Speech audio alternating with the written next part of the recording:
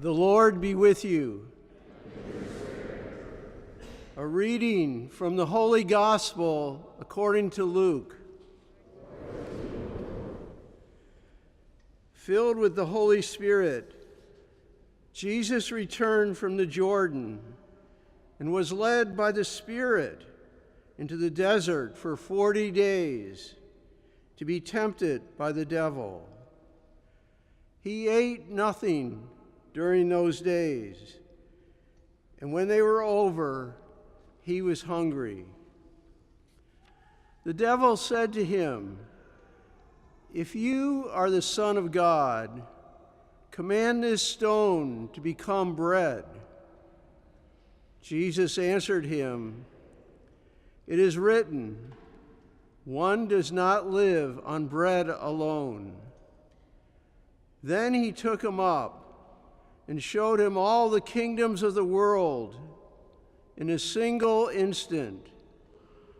The devil said to him, "I shall give to you all this power and glory, for it has been handed over to me, and I may give it to whomever I wish.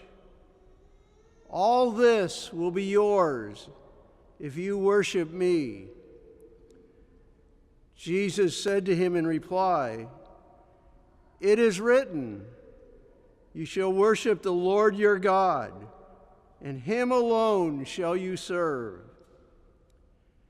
Then he led him up to Jerusalem, made him stand on the parapet of the temple, and said to him, "If you are the Son of God, throw yourself down from here.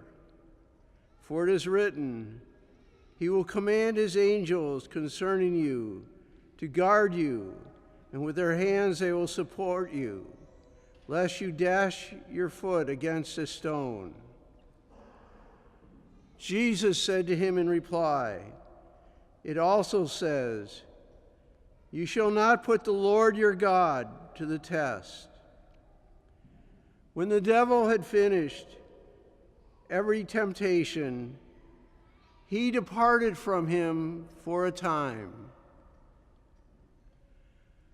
The Gospel of the Lord.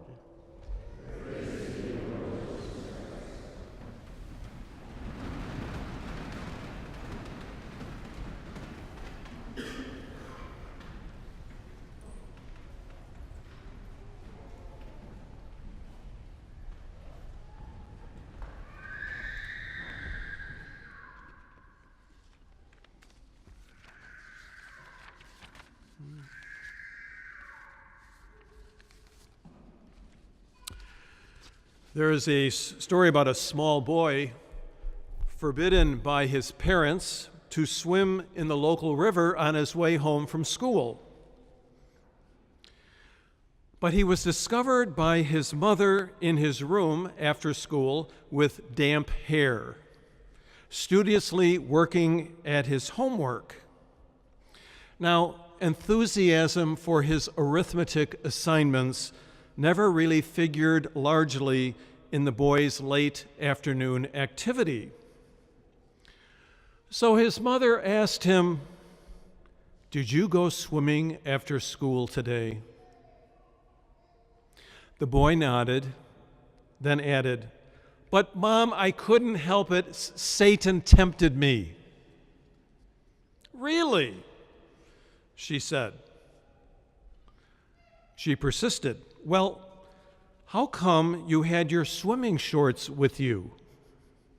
"Oh," the boy said, "I took them along just in case he tempted me." After his baptism, St. Luke tells us that Jesus was led into the desert by the Spirit to be tempted by the devil. And at the end of his 40-day fast in the wilderness, when he is famished, exhausted, and vulnerable, Jesus encounters the devil. It came as no surprise to Jesus that he would be tempted to satisfy his hunger by turning stones into bread. But had not Jesus been sent to satisfy the hungers of a waiting world on God's holy word?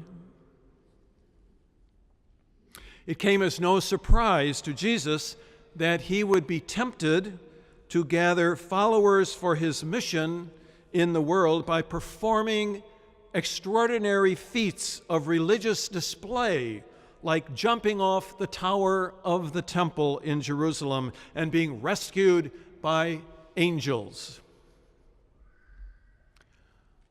But had not Jesus been sent to bring others into a kingdom not of this world, but into a kingdom of holiness, love, and peace? It came as no surprise to Jesus that he would be tempted to forego suffering and pain, to take a shortcut to bringing the world back to the true God by worshiping a false god. But had not Jesus been sent to bear witness to the truth, even if it meant offering his life for our salvation?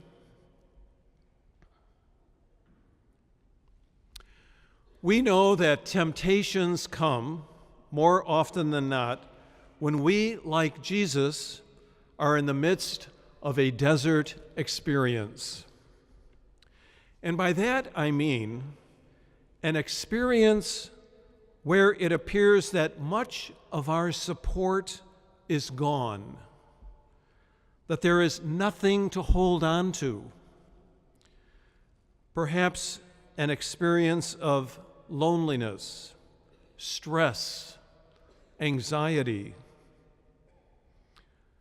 an experience of being lost or adrift, an experience of an uncertain future, an experience of devastation or loss, divorce, separation. I think, for example, of those who are victims of the opioid crisis, the desert experience of being filled with an utter sense of failure, hopelessness, and helplessness. I think of our graduating seniors who are fearing that all too soon they will leave their friends and this place they have come to know and love these past 4 years, who find themselves filling out applications, going for job interviews, waiting for letters and acknowledgments. But what will their future bring? Will it bring happiness? The desert experience of an unknown future, of soon feeling isolated from close friends and familiar places, can seem overwhelming, just too much to handle. Or perhaps a loved one, a spouse, a parent or grandparent, a sibling or a close friend, is suffering from some terrible disease or an accident and is not expected to live or has recently died. In such times, the desert experience of devastation and loss, emptiness and unbearable pain can be overwhelming. And the temptation is to find a quick fix. Desert experiences touch all of our lives, and with them come temptations for escape. And of all the temptations, there is one that is most evil. It is not sex or alcohol or gambling or cheating. It is not power or riches or glory. The evil of all temptations is nothing less than despair. a despair that comes from deciding to let go of God or thinking that God has let go of us. The despair that comes from deciding to let fear of the future rule my life rather than trust. The despair that comes from deciding not to love when a loved one is taken away. The temptation to give up on God, to no longer believe in God. Desert experiences are all too frequent, but for the person of faith, one can recenter and renew one's hope in God's compassionate promise of new life in, through, and with Jesus. To say today with St. Paul that Jesus is Lord is to put Jesus at the center of our life and to recognize in Jesus the source of our trust, our strength, now and always. Temptations of the sort that confronted Jesus are with us with every turn. But victory, salvation are within our grasp if we but turn to Him, especially in this holy season of Lent, through our fasting, our almsgiving, our prayer, especially at the Eucharist and in sacramental reconciliation.